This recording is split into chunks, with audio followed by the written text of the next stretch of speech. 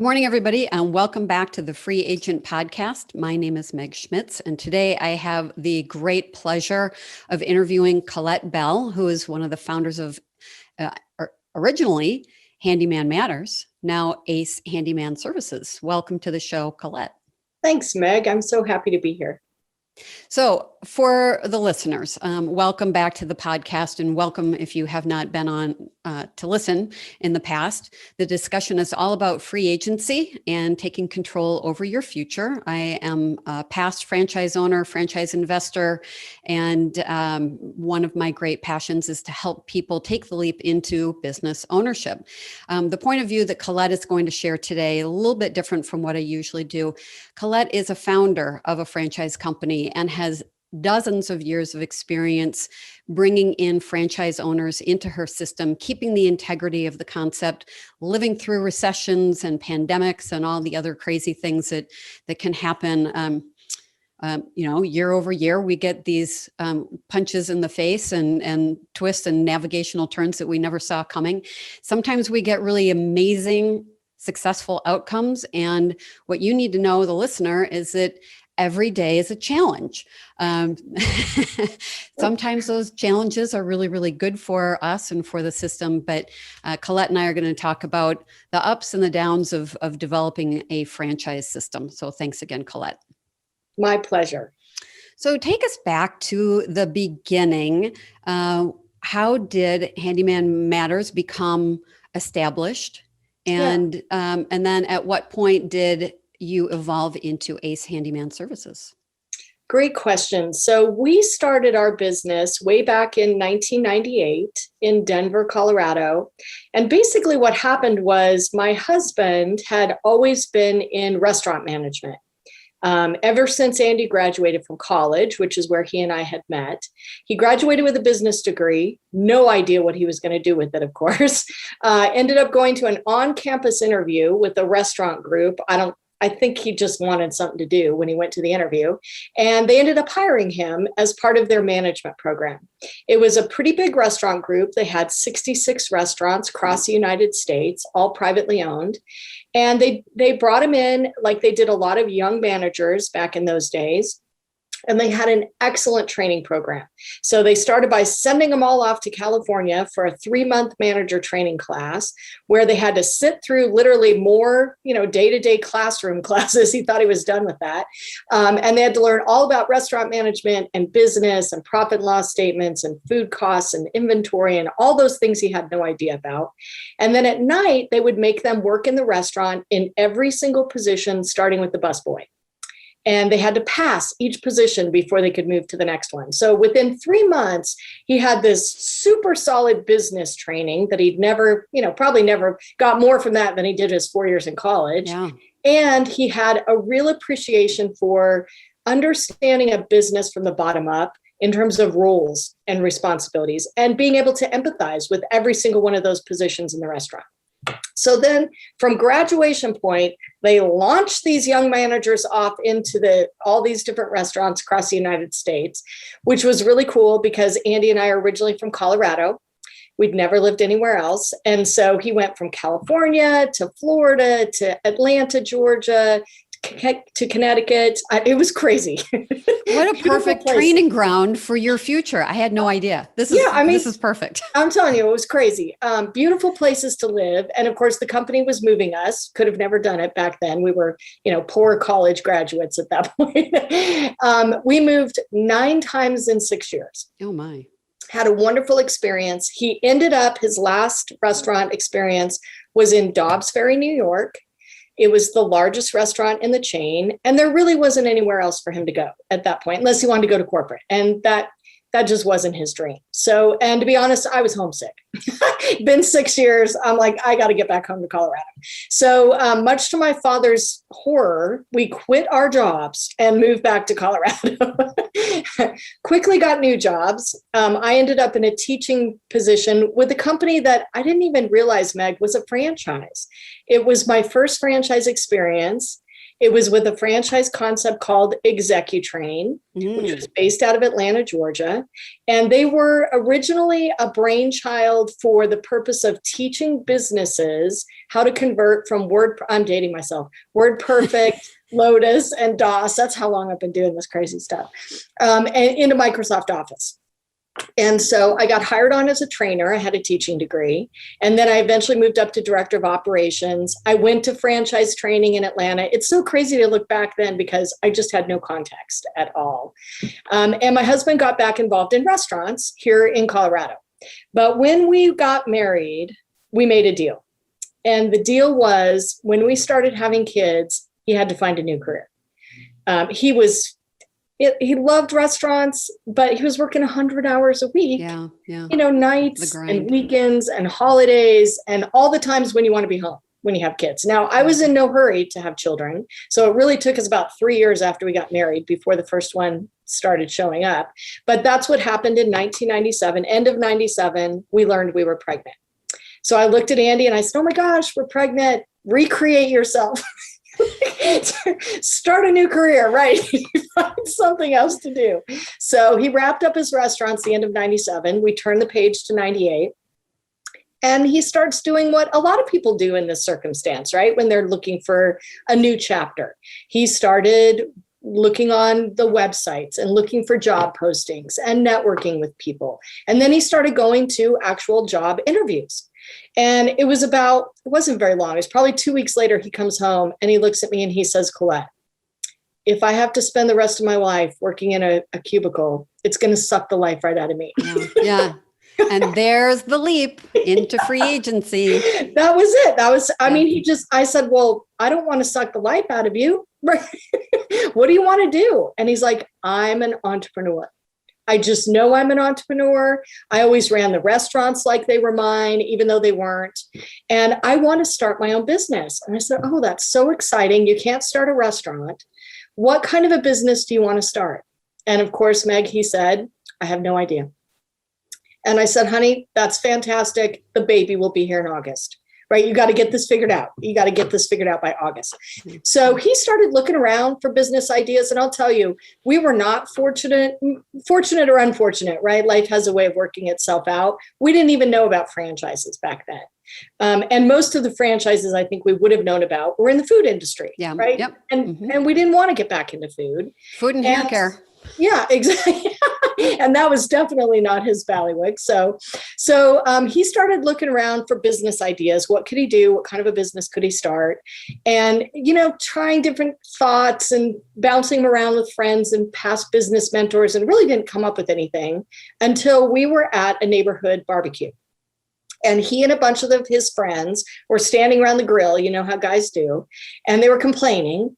And one of the things Andy was complaining about was I had this long list of things I wanted done for the nursery. And because he was home, he was trying to hire a handyman to help him with those. And he couldn't get anybody to call him back. And he was complaining to his friends. He's like, I call and I leave messages and I don't hear from anybody. And every single one of those guys says, oh my gosh, when you find a handyman, give me his name and number. I have a bunch of stuff to do around the house. And you could literally see the light bulb come on above his head. He came racing over to me and he said, we need to start a handyman business. And I said, you don't know anything about construction. So I don't know how that's going to happen. And so he started sitting down, getting really serious about trying to figure out what that meant to him. How could he start a business that would solve this consumer problem? The one that the low-hanging fruit. Everyone has a need for this. Exactly. Any homeowner, right, has 2 or 3 little things that if you just knew somebody who you could call, you'd be happy to call and have it done.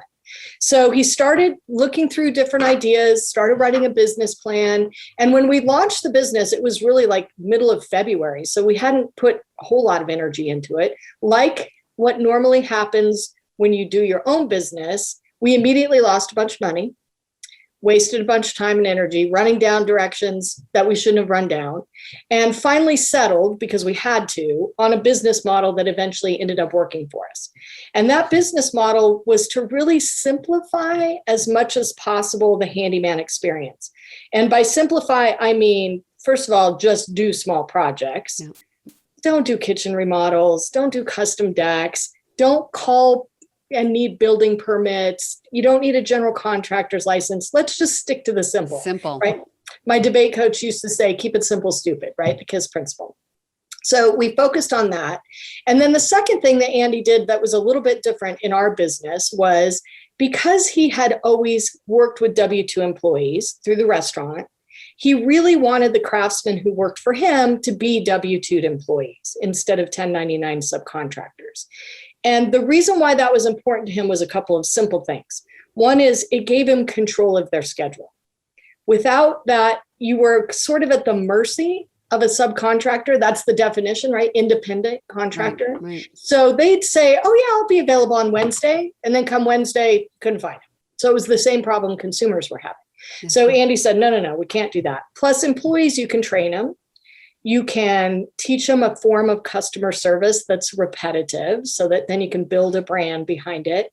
You could require that they wear a uniform. Mm-hmm. It's a t-shirt, right? With the logo on it.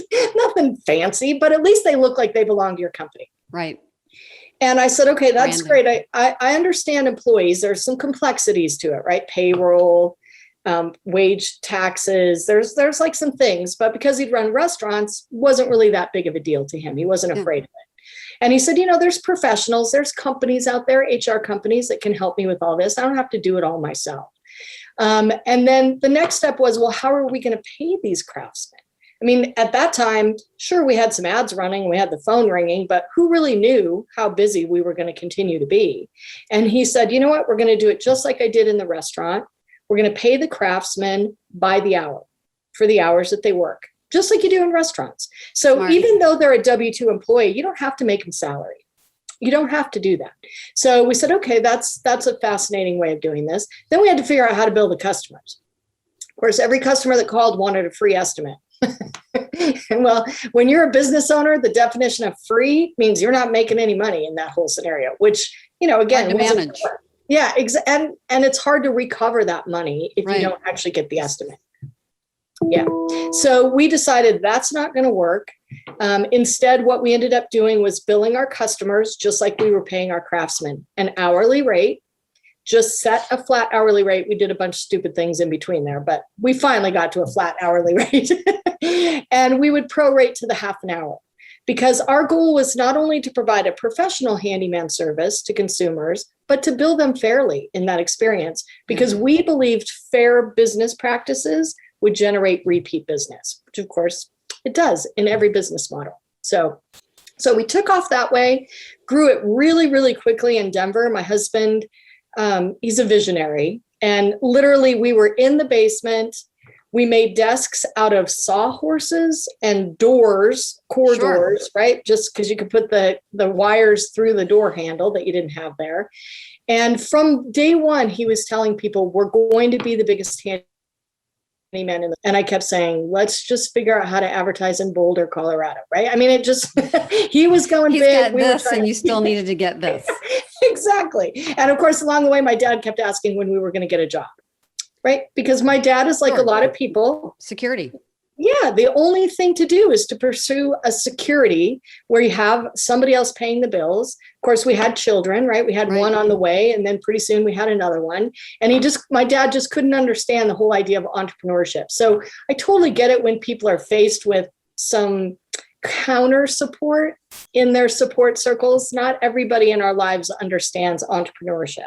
It can be quite foreign for a lot. I think it took my dad years before he actually believed we were a real business. I had the same thing happen with my dad. He had like job and security. Yes.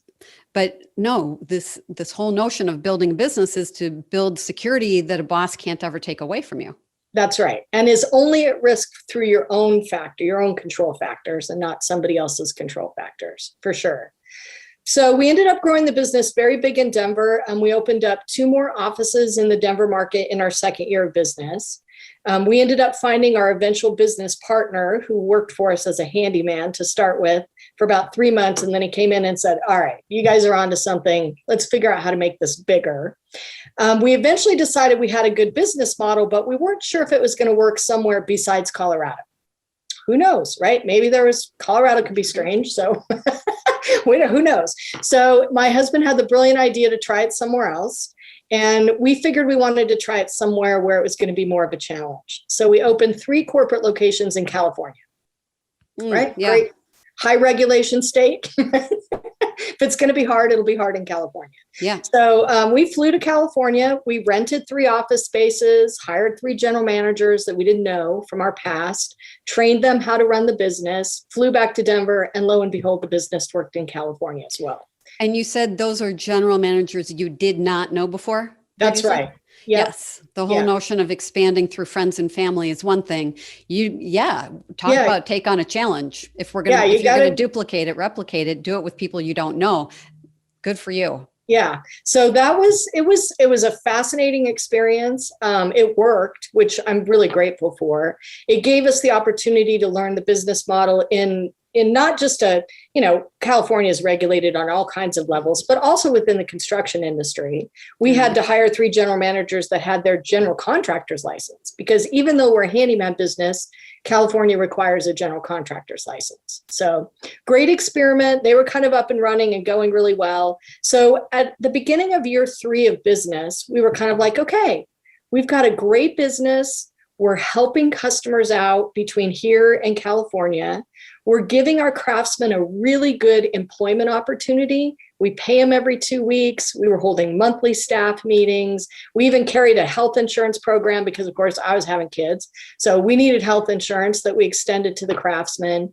We were having holiday parties at the end of every year, just really loving the opportunity to give back, not just to consumers, but to employees as well. And this is one of the best things in your story, as I'm presenting to a potential candidate, is the culture that you have cultivated. And I know that you had some trips and stumbles along the way in the learning process, but this is really the core of what your business offers is that culture that is very family. That's right.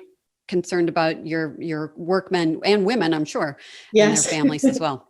That's right. And it really was at the core of this business. It's a very humbling business, because when someone has an issue in their home, no matter how small or how big it is, and you can solve that, it almost makes you feel like a hero. Mm-hmm. And then to be able to offer that opportunity with regular pay, extra benefits, appreciation.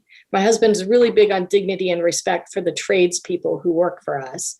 It just seemed to really give back on itself. We found ourselves uniquely in a position to do a lot of volunteer work in our communities. We've always encouraged our franchisees to do that as well, whether it's domestic shelters or elderly customers or disabled veterans, or just somebody who needs a hand up in the community. And maybe, they have a leak in their house, which is unsafe. They don't have the money to fix it. They don't have the ability to fix it. We can help them take care of that. So. Huge PR move, as well as just a good thing to do. And it came right from the beginning. It's not like you were in business already for 10 years and realized, we should probably have a give back. That's right. Very much a part and parcel of that blue collar employee. That's right. Got part business, probably more technical brain than they have business brain.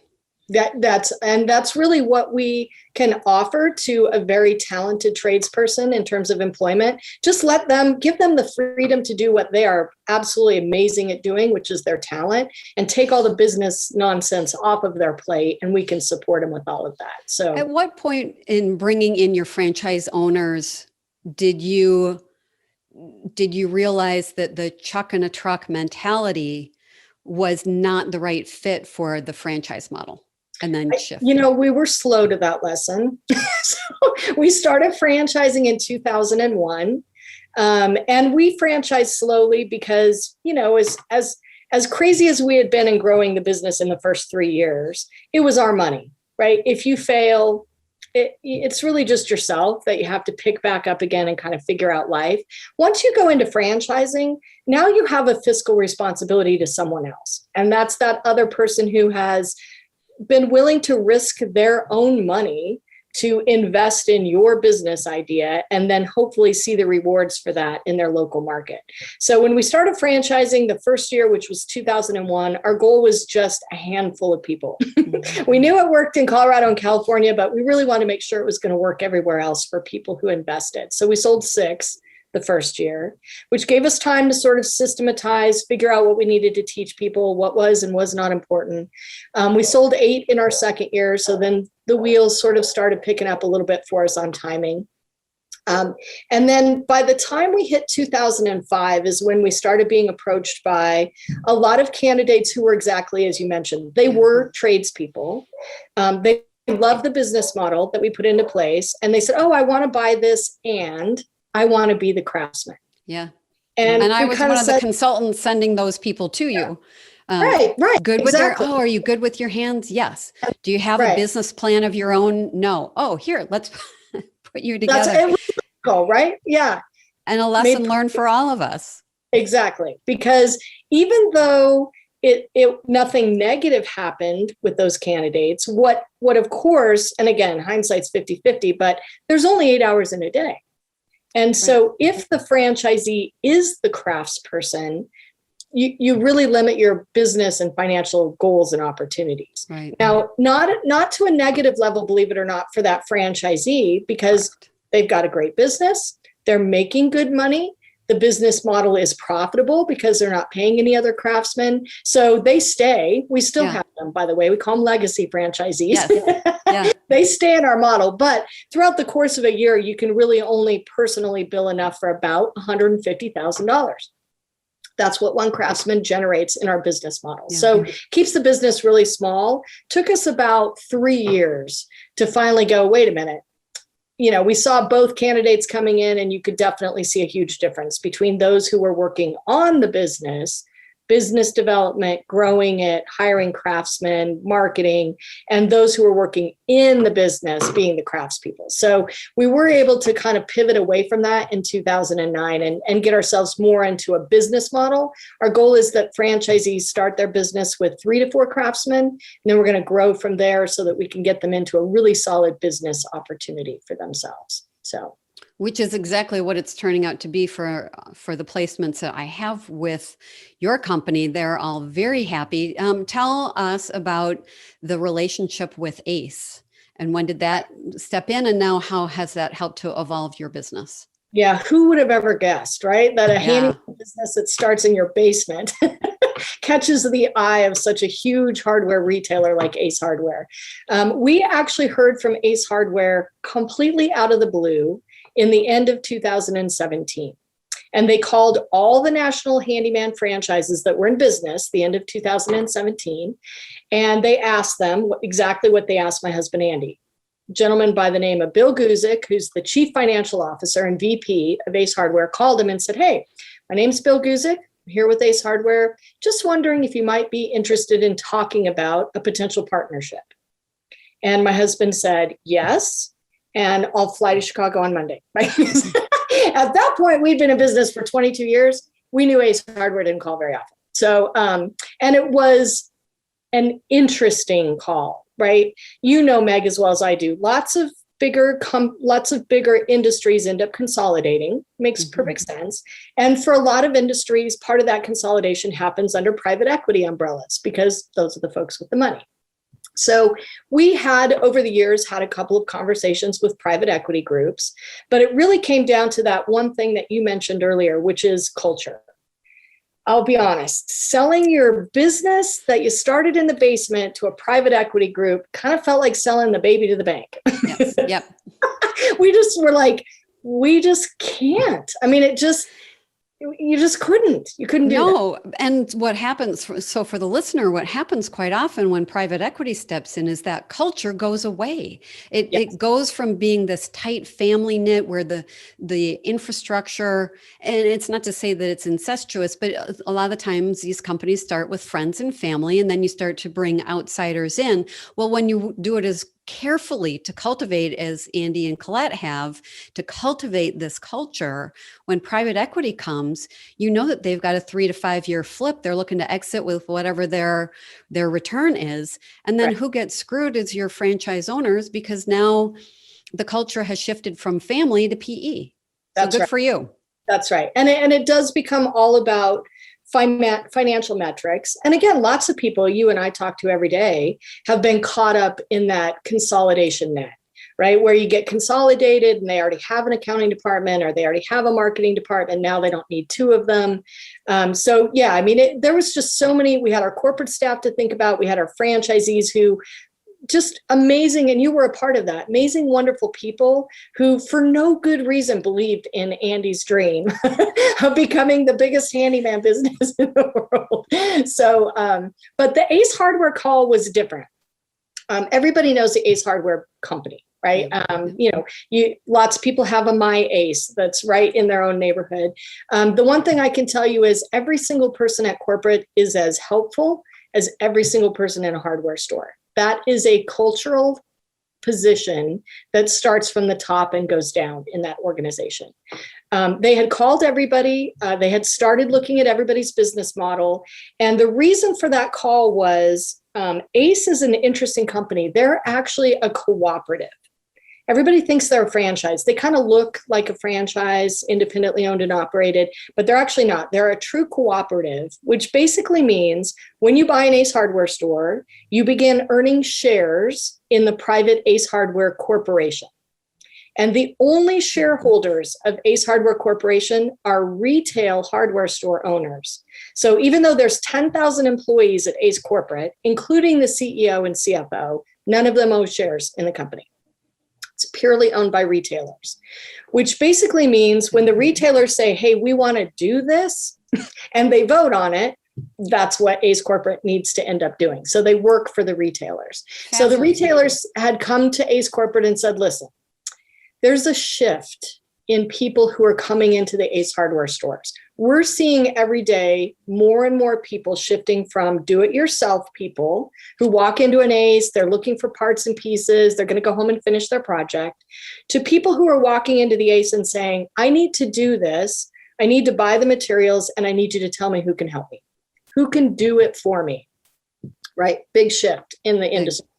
And so from Ace Hardware's perspective, the question was, wait a minute, how do we keep selling hardware to the do-it-for-me customers that don't even walk in the Ace store, right? They're ordering online, all of those customers.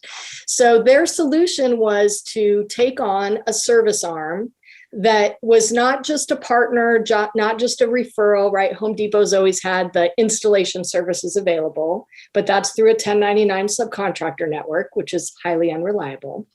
Ace wanted to make sure that whoever they sent to a customer's home was the right person, they were protecting their consumer, they were doing the right thing for their customer.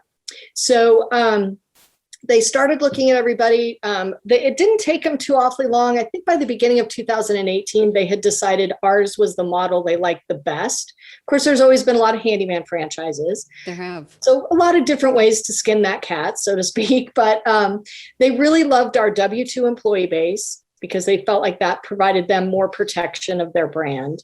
And they really like the fact that we're a true handyman business. We're not doing a lot of remodels. We're doing things you can buy from a local Ace Hardware store.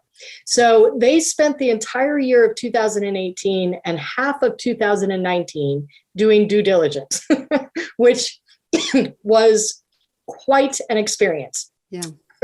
Looking under the sheets. Yeah. Excuse me. And for a business that started in the basement, I can tell you, we weren't the best at record keeping, especially in the early years. So there were many times they would send a request for information, and Andy and Mark and I would sit around and go, do you think that's in your basement or our basement? Like, where are those records kept at these days? So wild experience, but obviously very positive one. We ended the summer of 2019. And Ace made an offer to buy the entire business from us, which was both super exciting for our franchisees. Of course, they didn't know it at the time, but I think that was our major driving decision-making thought in this whole process. How amazing to be able to gift to our franchisees who'd been with us for all these years a brand name that's recognized by 92% of the people in the United States. I mean, we loved Handyman Matters. Nobody's ever heard of it.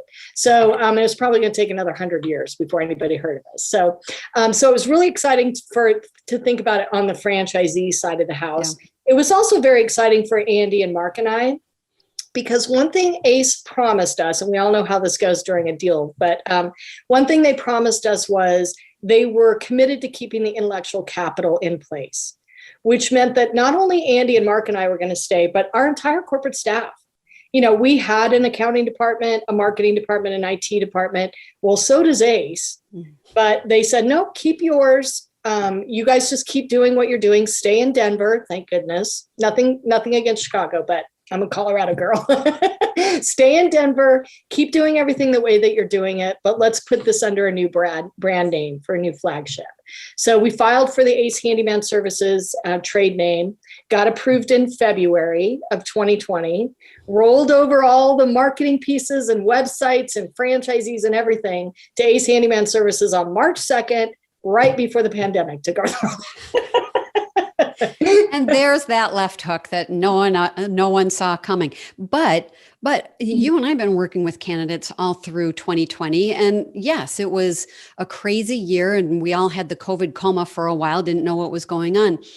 What is more essential than when your lights don't work, your plumbing goes out, you need a toilet fixed? Essential. Right. Yes. Yeah.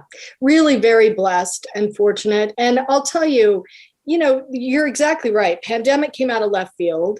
The recession in 2008, same thing. I mean, I think there were some financial people that saw it coming, but nobody really understood what it was going to mean to different industries or what kind of an impact it was going to have. And for heaven's sakes, how long it was going to last. And I think one thing I've learned living through both of those experiences now is in business, it's really all a matter of how you approach whatever it is that's coming your direction, whether it's good or bad, right? And sometimes good things can sink your boat just as quickly as bad things can. Absolutely. But the whole differential in how business handles those left jabs is going to be an attitude. Do you look for the opportunities or do you look for the reasons why you're going to go out of business? And I think franchising is unique because you really see the interplay between a franchisor who's got their franchisees back and franchisees who have the franchisors back. And if you can come together, you're so much more powerful than just independent people who are out there trying to make business work on their own. We certainly saw that during the recession. We helped franchisees pivot from those nice to have projects to the must have projects, which is exactly what happened in the pandemic too. We were fortunate to be a handyman business that was working on smaller dollars instead of the big kitchen remodel sort of projects that people had been enjoying because the discretionary money went away. Mm-hmm. Right? You put the nice to have on the back burner during the recession and said, we'll pick this up later. So we really felt like it brought us closer to franchisees. It helped us come up with more operational streamlined processes. How can you do business with one fewer employee? Because in the recession, that made a really big difference. And then our own corporate staff helped us out. They said, listen, we support franchisees. All of us are very necessary and needed in this business. Instead of you having to let a couple of us go because of the recession, we'll all take a 15% pay cut.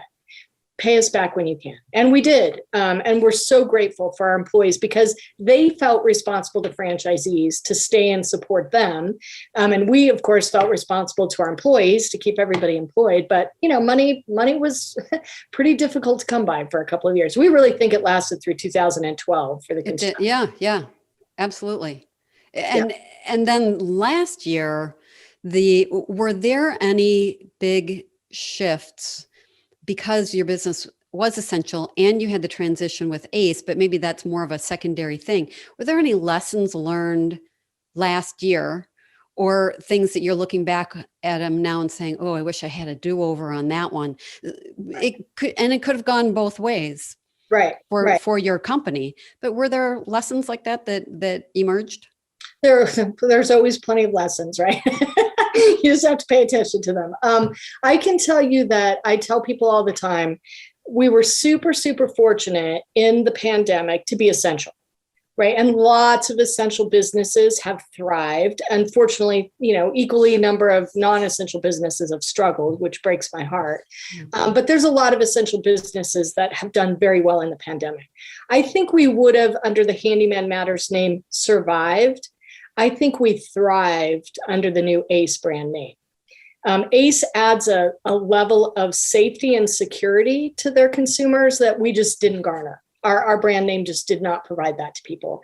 And, you could see it even in the increase in the hardware store numbers. Every hardware store increased. Home Depot went up, Lowe's went up because people were staying home, trying to find something to do, right? Especially in the early years or early months of the pandemic.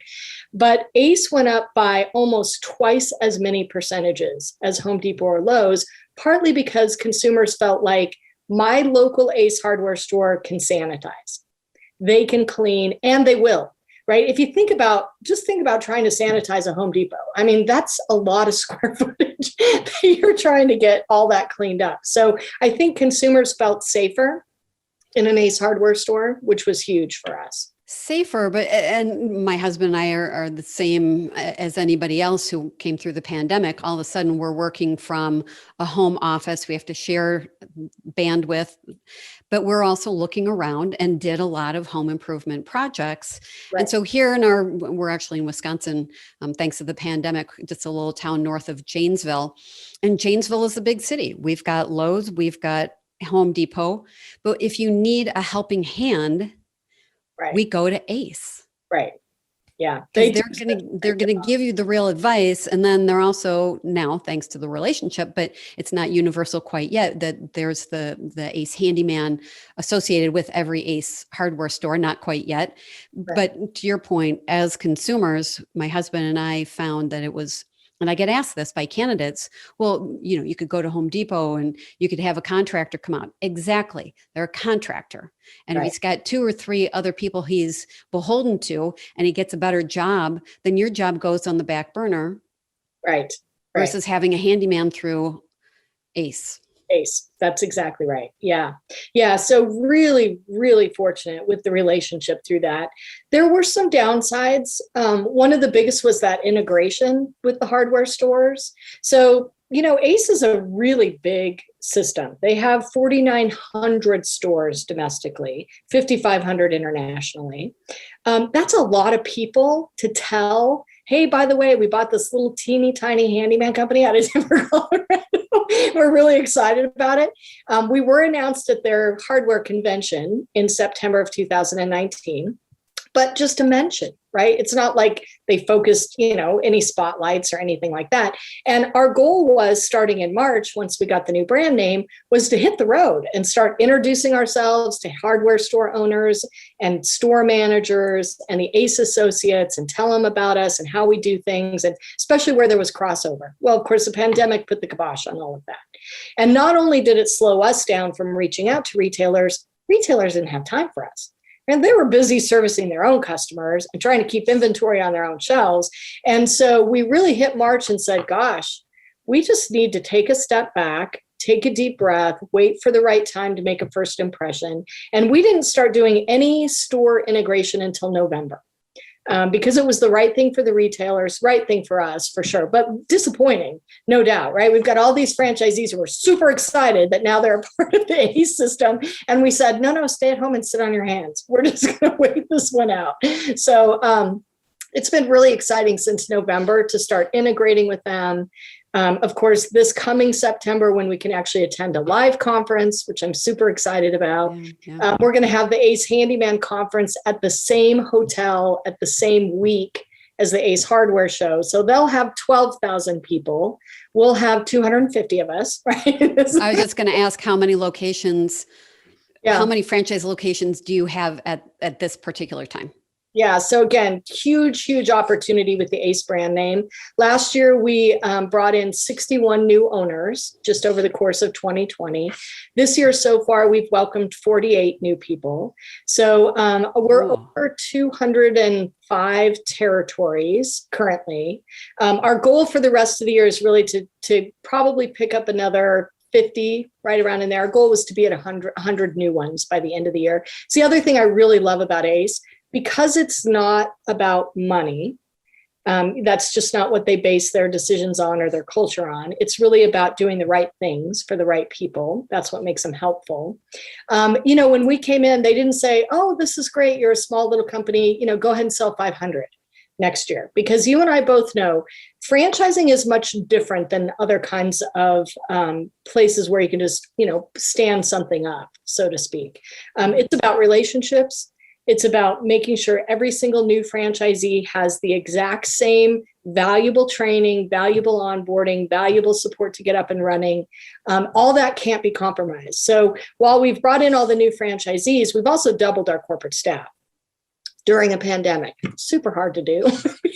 You don't get to spend time with anybody. So, Right. We're all the Zoom teams, kind of trying to connect with people and get to know new employees, and bring them up to speed on our culture and our business systems so they can go out and support new people as well. So. Well, and your placements have, and mine with you over the last year or so, the fact that Dan could buy a territory that had 7 Ace Hardware stores, or Vinay bought one. I don't remember how many Ace Hardware stores are in his territory, but for anyone who's listening, this isn't a matter of blanketing the country with one-to-one franchisee to Ace Hardware stores.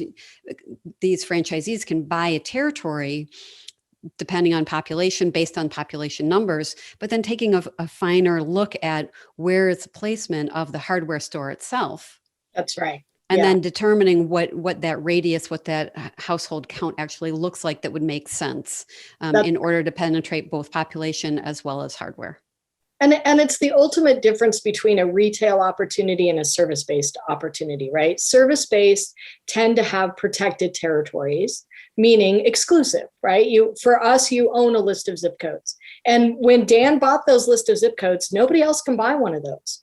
And same way with Vinay, they own their list of zip codes. So in terms of a long-term growth strategy, right, service is finite.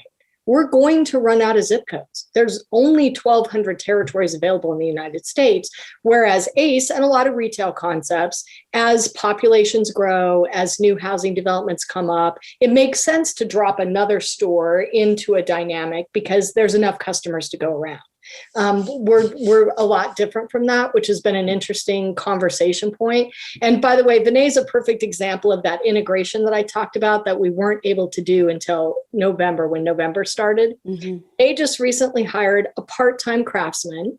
And the guy's a really nice guy, moved to Indianapolis from California, doesn't have enough skills to be full-time in the trades, but certainly a good part-time option. And then he helped the guy get a part-time job at his local Ace Hardware store.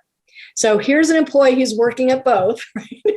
Which is the ultimate in integration. Get all the way to the point where you can share potential employees with your Ace Hardware store, which is just amazing. So Yeah, the overlap is really quite stunning. And then we've got Dan and Karen who are up in Wisconsin, and other people who are evaluating. And truly the big attraction at this point is pandemic and hardware needs or handyman needs. And hey, you've got ACE.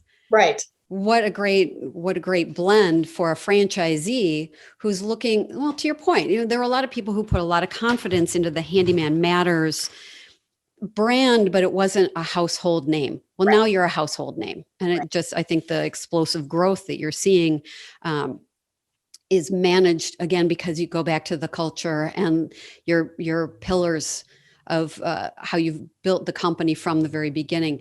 With you and Andy, have there been, well, I know that there have been challenges that now looking back, we don't have to talk about what they were, but now looking back as two people who have come through these last 24 years, looking back, are there things that you would have done differently if you could have a do-over? I would say the answer to that is yes and no, right? Yes, because hindsight's 2020. And you look back and you go, wow, we could have done that a little bit differently. And I wish we had done that a little bit differently. But I think at the end of the day, my answer is no, because whatever we went through and whatever strange routes we took to get there, we still ended up, in the boardroom in Oak Brook, Illinois, talking to Ace Hardware. And that's really through a series of successes, but a series of mistakes as well. I mean, I'd like to think that when we hit some of those roadblocks along the way, we learned a lot from it. I'll give you a great example. Andy and I have been fortunate to work together ever since the beginning. We started it in the basement. We had the baby. Then we had two babies running around the basement while we're trying to answer phones and do this handyman business. And it just always worked for us. And so, especially the first couple of years with franchise candidates, lots of husband-wife couples came in and bought the franchise. They said, "Oh, look, you look like me, right? There's a similarity. I'm going to do this."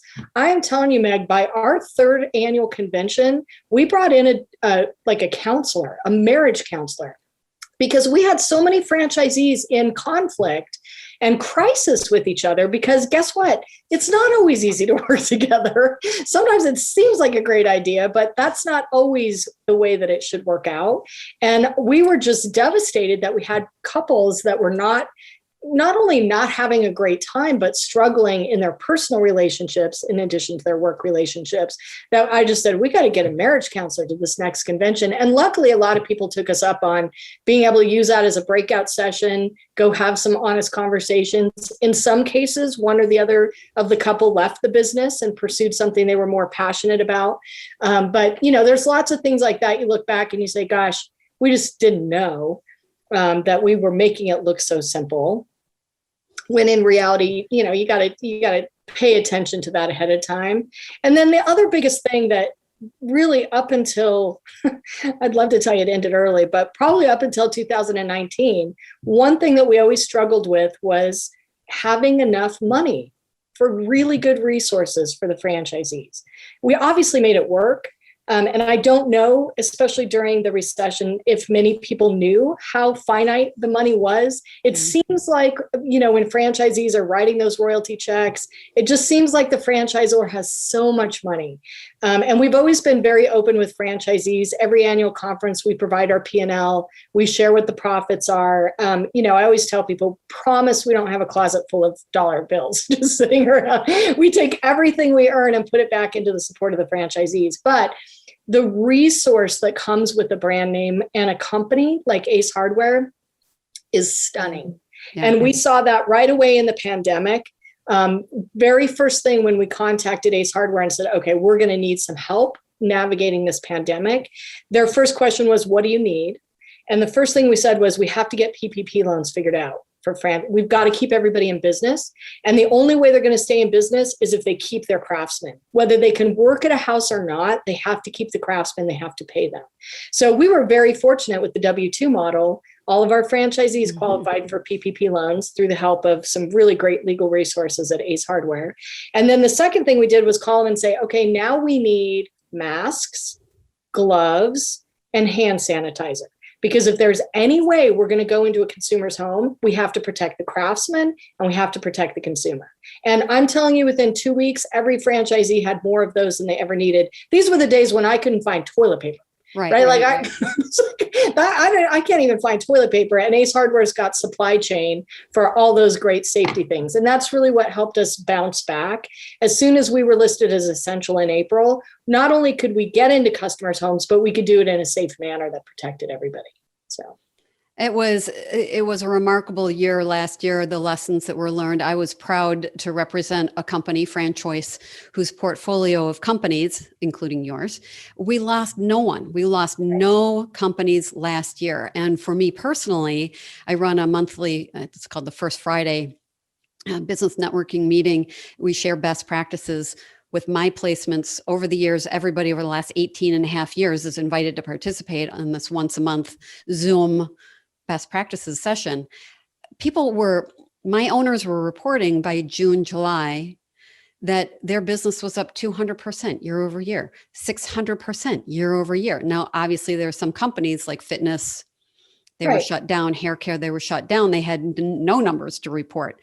But I was really proud to work with a portfolio of companies that not only pushed from the top down, but listened as well as you did from the bottom, coming back up again and immediately addressing these PPP, EIDL, PPE, all these acronyms that have become part of our vocabulary now, and hopefully will start to go away. Is there, and we're kind of coming to the end here, there's so much more to ask you about, but let me turn the tables on you and say, for the next couple of minutes, is there anything that I haven't asked you or we have not addressed that you want the listener to know in particular? I think the only thing that I would mention, and you were so kind to say that I've been in this for years. It's decades at this point, Meg. It's hard to believe, but Me too. The major shift that I have seen in candidates over the last 20 years that happened really when the pandemic started. And I love this shift because I think there's going to be such positive energy that comes out of the businesses that are started during the pandemic because of this shift. And for me, the shift was candidates who were not just running away from something, right? Away from corporate America, away from an unfulfilling job, away from working and building somebody else's wealth instead of their own. But there was a huge number of people that were running towards something. And for us, that towards was not just a different way of thinking about making money and spending their time, but also making a difference. I think one big lesson that at least personally I took out of the pandemic was how precious our relationships are with just our fellow man. Not even, loved ones, people you cherish. That's always sort of been there for us, but just the neighbor, just the person down the street, just the person trying to get through the grocery store line and make everything work.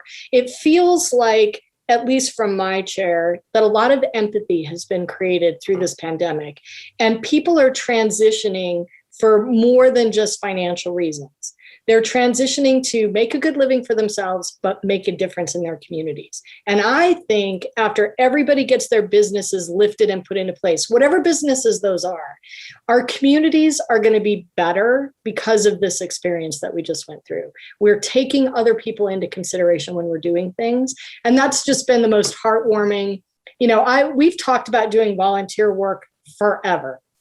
It's always been a tenet of our value proposition, but I've had more candidates resonate specifically with that one idea.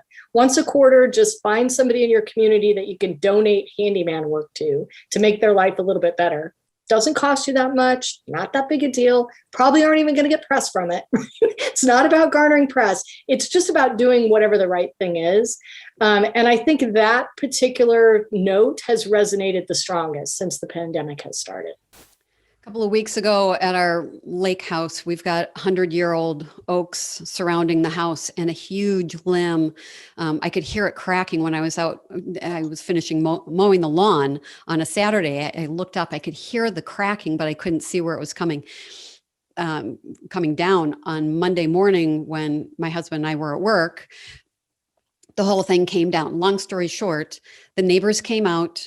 We had our chainsaws. We're fortunate to have a side business that has about 29 chainsaws. So we were able to bring a whole bunch of them up, and the neighbors just came. And so while we're all like, okay, this is before the new CDC guidelines, we're all maintaining our distance. But at the end of the day, when we looked at how much wood was cut and then stacked, right, there were hugs. There were, we're going back to hugs and handshakes and all that other stuff. So have no fear, people. The pandemic is going to end, and this lovely year of spending time with your kids, with your spouse, and saying, "Oh my gosh, I really do love you. This is really nice to be able to spend all of this time together." Well, Colette, thank you so much. There is so much more I could ask you and that we could talk about, but thank you so much for representing Ace Handyman Services today, and many, many decades of success to come, not only for you, but also for your franchisees. Thank you so much, Meg. I appreciate it.